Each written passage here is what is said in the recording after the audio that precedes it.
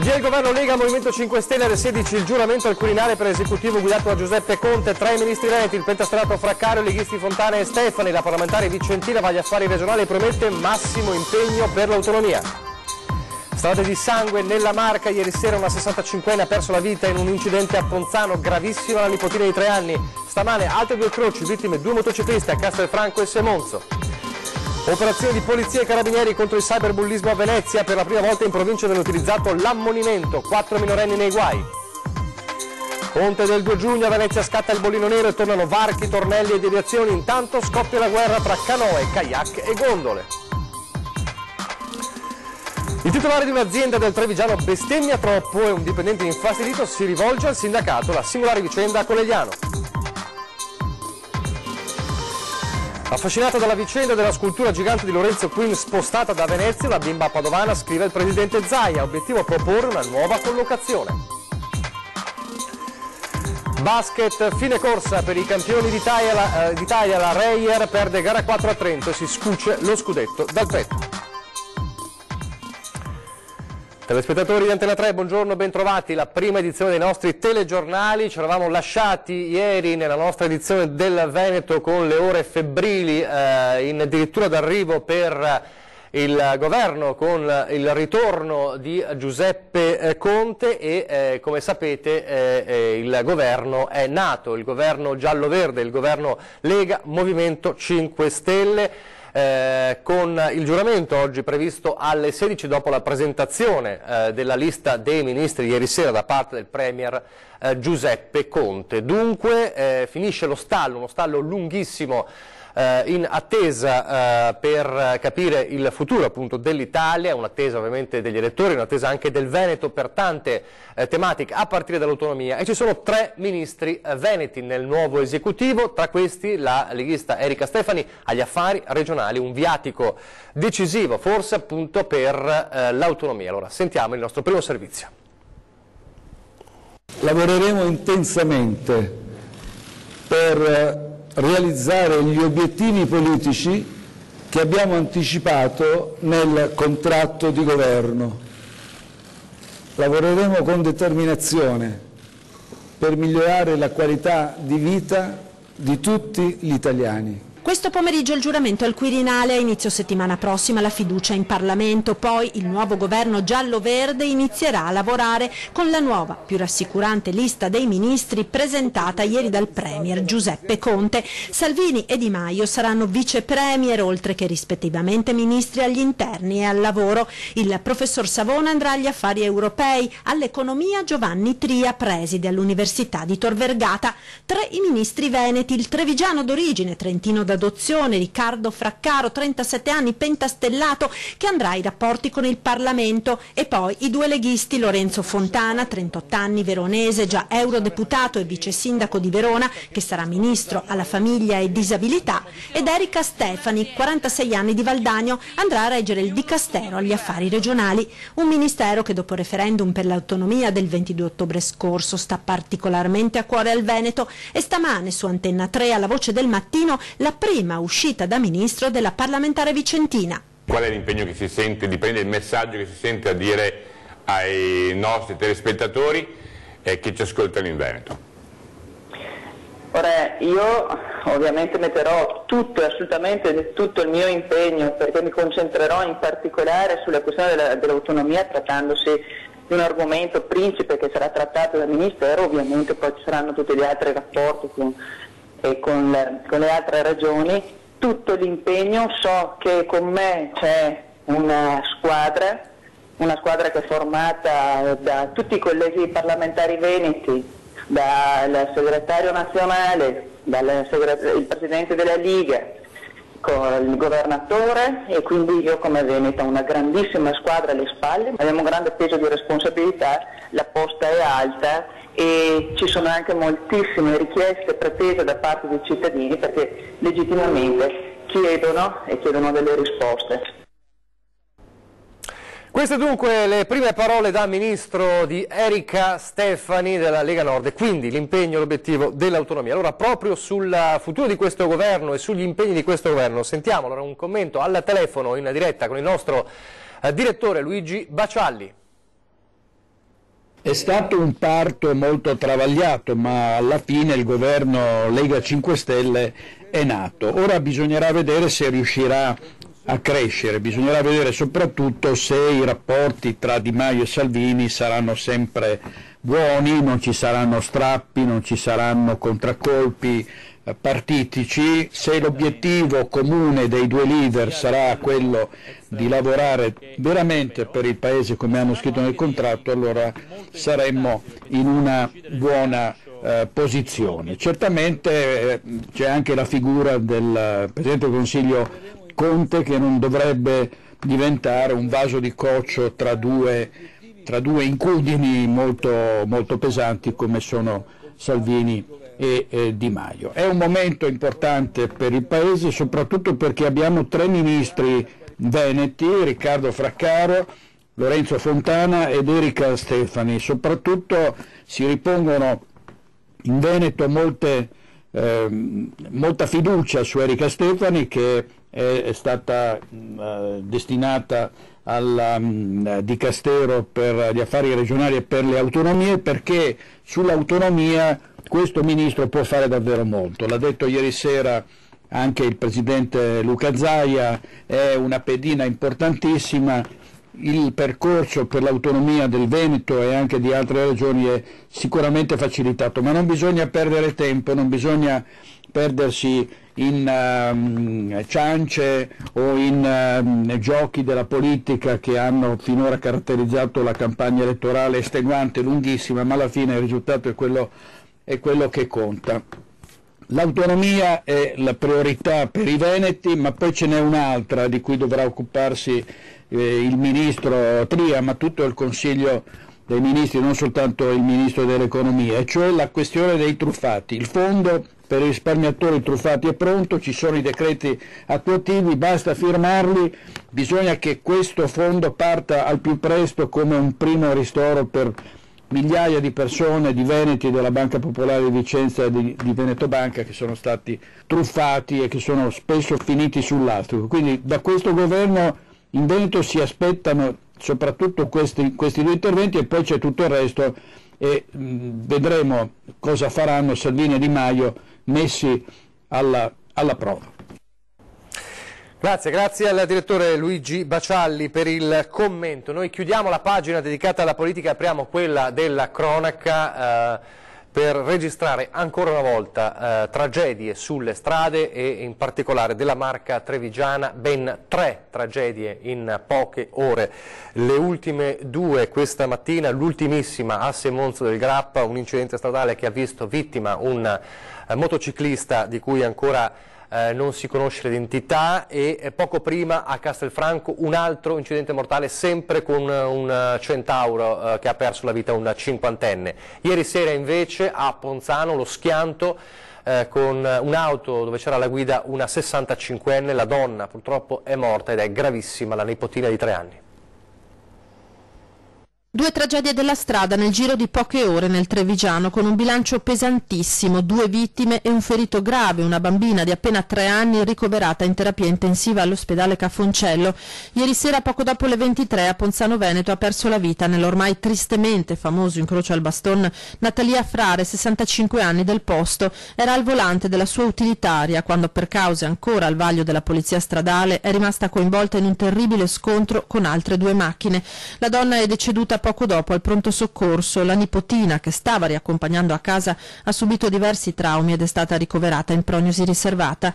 Ed è di questa mattina alle 10 un altro incidente mortale, questa volta a Castelfranco Veneto in via Damini. La vittima, di cui non sono ancora state rese note le generalità, è un centauro la cui moto si è scontrata con un'auto.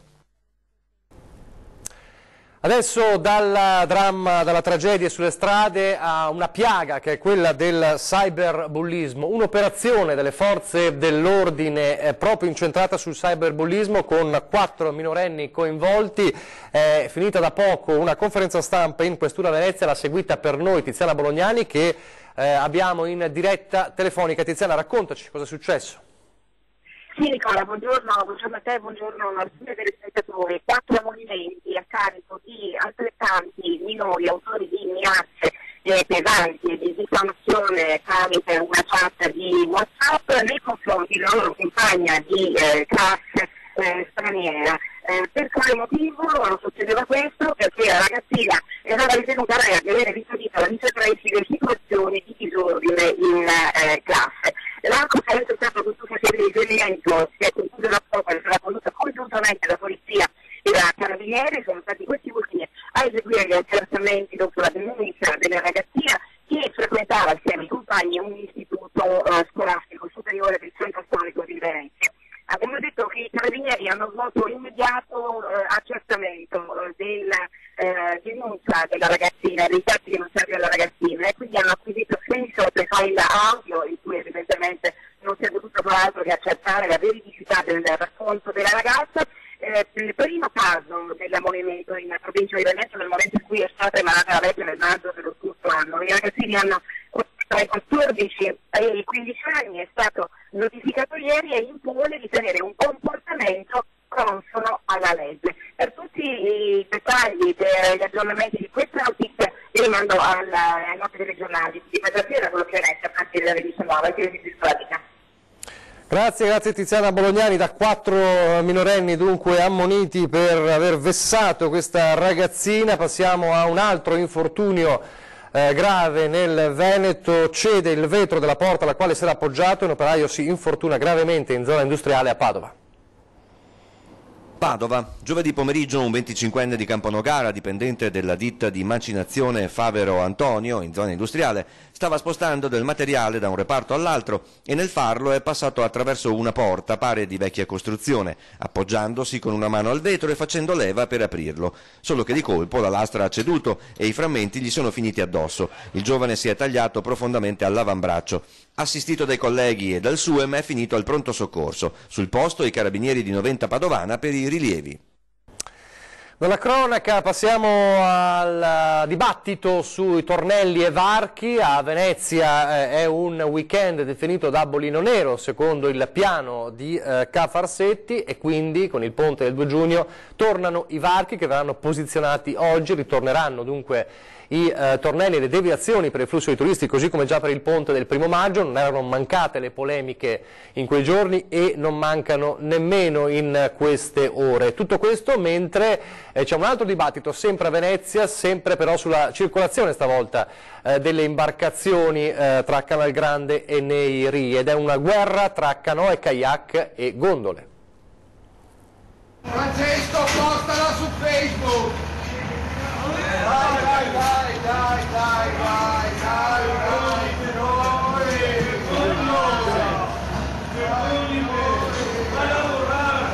Convivenza sempre più difficile in Canal Grande e nei ri interni tra chi si muove a remi con canoe e kayak e il consueto affollamento di vaporetti, taxiacque, gondole e barche da lavoro.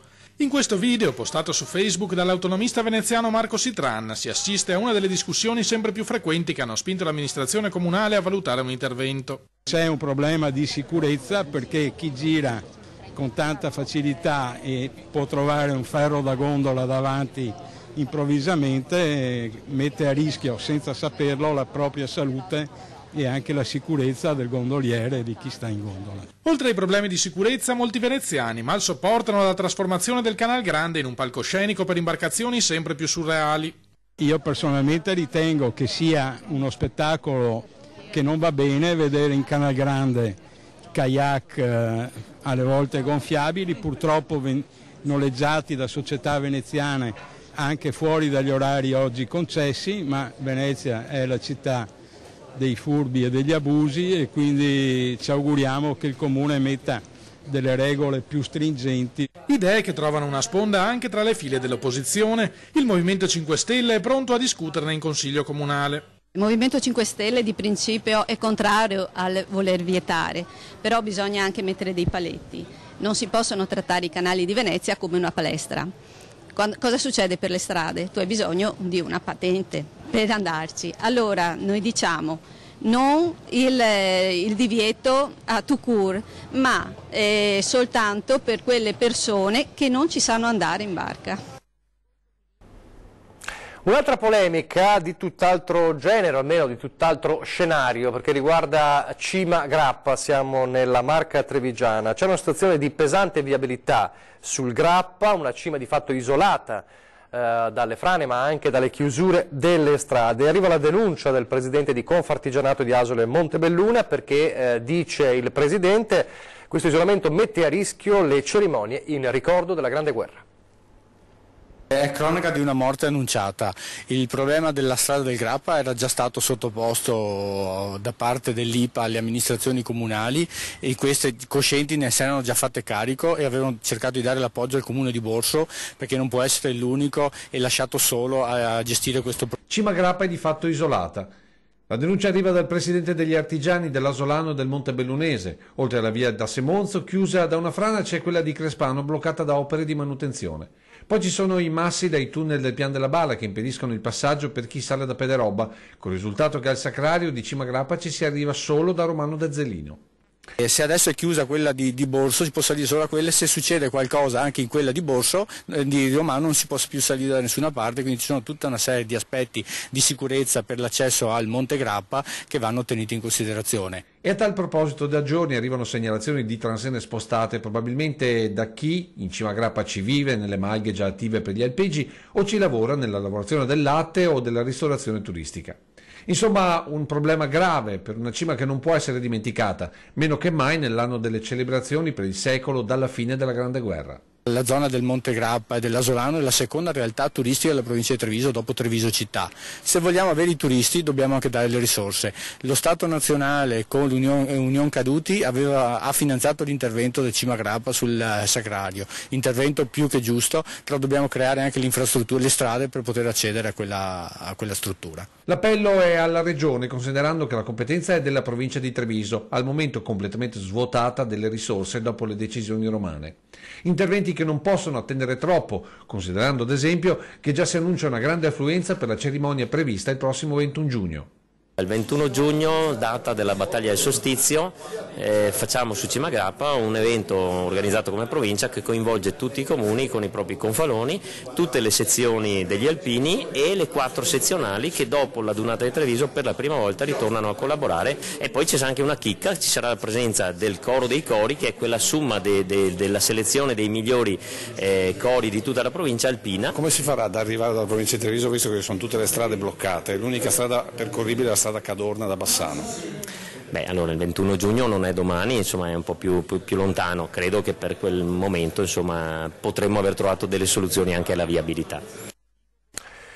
Il titolare di un'azienda che bestemmia troppo è un dipendente che si ribella, lo vediamo dopo la pubblicità.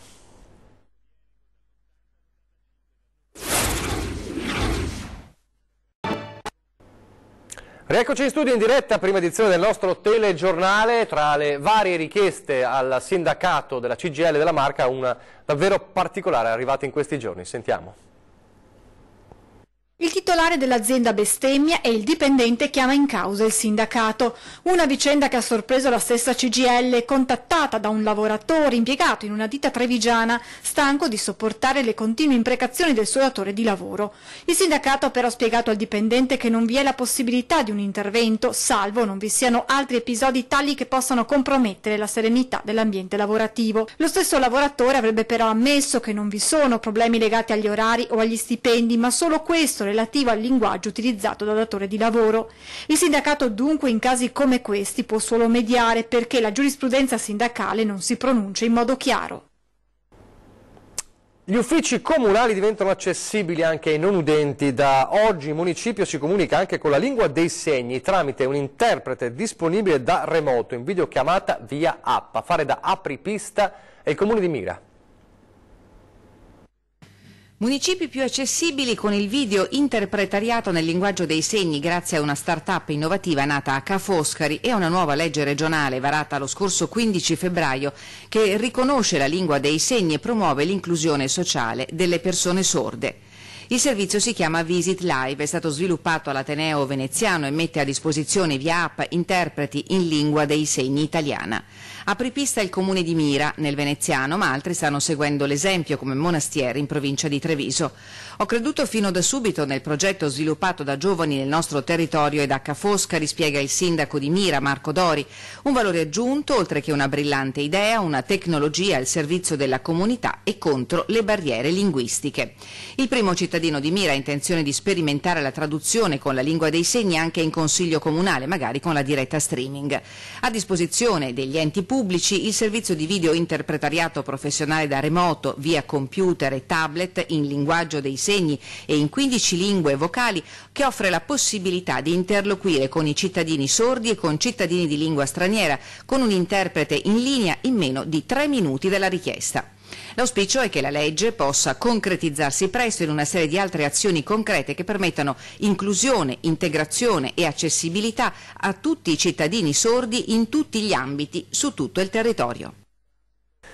A Venezia ha fatto discutere per giorni la vicenda delle mani di Lorenzo Quinn, la scultura che era appoggiata all'hotel Ca Sagredo e poi è stata spostata. Tanto se ne è parlato che una bambina padovana di 10 anni ne è rimasta affascinata e ha scritto una lettera al governatore Zaia. Sentiamo.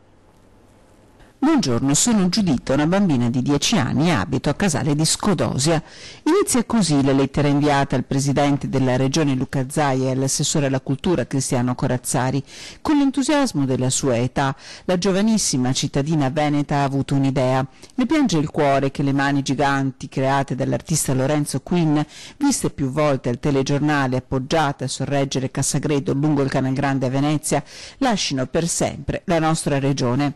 L'artista le vorrebbe donare alla città, ricorda gli amministratori, e lei ha pensato che starebbero benissimo in un luogo che ha visitato con la sua famiglia, il Vaillant. Quanta paura devono avere avuto gli abitanti di quei paesi travolti dal fango di quell'immensa diga, ricorda il presidente. Le mani potrebbero aiutarli a stare più sereni. Una lettera che ha commosso Luca Zaia, colpito dalla maturità e dalle capacità di solidarietà di questa bambina. Il presidente ha promesso che la proposta sarà fonte di riflessione.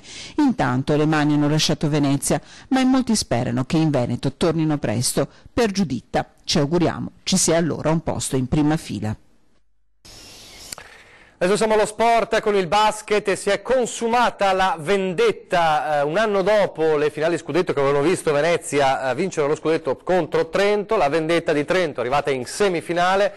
Ieri sera gara 4 a Trento e la serie si è chiusa 3-1 con la vittoria delle Aquile di Trento che hanno battuto la Reyer per 84-76, era l'ultima spiaggia per Venezia che dunque dice addio allo storico scudetto conquistato lo scorso anno proprio contro gli avversari di ieri sera, nonostante una grande stagione che l'aveva vista primeggiare in regular season. È stata anche l'ultima partita con la maglia Reyer per Thomas Resse, quindi la Reyer chiude qui il suo campionato e adesso si pensa già alle prossimi mesi e alla prossima stagione. Amarezza dunque per i tifosi della Reyer, invece attende un weekend di grande calcio con i piccoli campioni in erba, quello in programma nel fine settimana a Castello Tesino, dove va in scena il primo torneo nazionale intitolato all'ex sindaco di Romano De Zelino.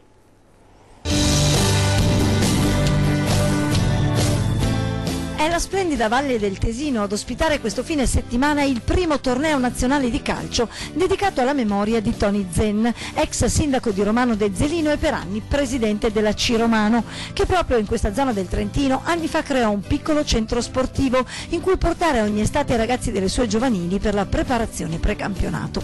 L'idea di dedicargli un torneo è nata dalla famiglia ed è stata subito accolta a Romano come in valle. È un'idea splendida perché è legata alla figura di Tony Zen, che da sempre ha avuto un occhio importantissimo per i ragazzi, per cui quest'anno si è riuscito a mettere insieme delle eccellenze a livello nazionale e per cui ci avviciniamo senz'altro a lui e a quello che ci ha lasciato, cioè la voglia di creare e donare qualcosa agli altri. Il torneo è riservato alla categoria esordienti e ricorda anche la figura di Dino Soranzo, per 10 anni massaggiatore del Cittadella Calcio. Lo scopo innanzitutto è far vedere un calcio che diverte e che educa, che è quello l'obiettivo principale. Sicuramente la qualità sarà alta, visto anche la qualità delle squadre che verranno su, E tanto per citarne qualcuna, considero importante anche la mia, ovviamente la S Cittadella, però ci sarà la Juventus, ci sarà la Roma, la Ternana, il Carpi e altre società del territorio come il Rosà, l'Eurocalcio, perché crediamo sia giusto dare l'opportunità anche ai ragazzini del nostro territorio a potersi confrontare con dei campioncini che magari vedono solo per TV. Accanto al bel calcio, il Memorial Tony Zen e Dino Soranzo si propone anche di far conoscere una zona, la Valle del Tesino, ricca di attrazioni. C'è il museo adesso De Gasperi e un altro museo delle stampe per via che racconta la storia dei nostri avi che andavano in giro per l'Europa a vendere le stampe dei remondini di Bassano. E proprio quest'anno in Tesino si celebra un'importante ricorrenza. Il 100° anniversario della presenza delle truppe italiane nel nostro territorio. Adesso è bellissimo che questi territori siano aperti a questi bambini che giocano. L'appuntamento con il Memorial Tony Zen e Dino Soranzo è per questo weekend. La cerimonia d'apertura è in programma sabato alle 8:30, premiazioni alle 12:30 di domenica.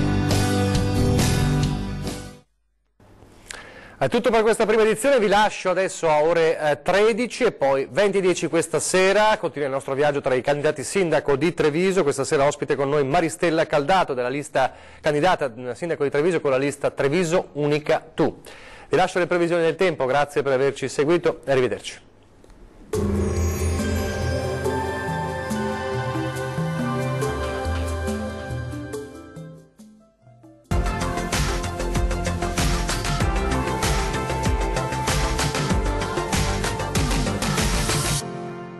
Ben ritrovati al meteo. Il mese di giugno inizierà all'insegna del bel tempo sul Triveneto. Vediamo la previsione nel dettaglio.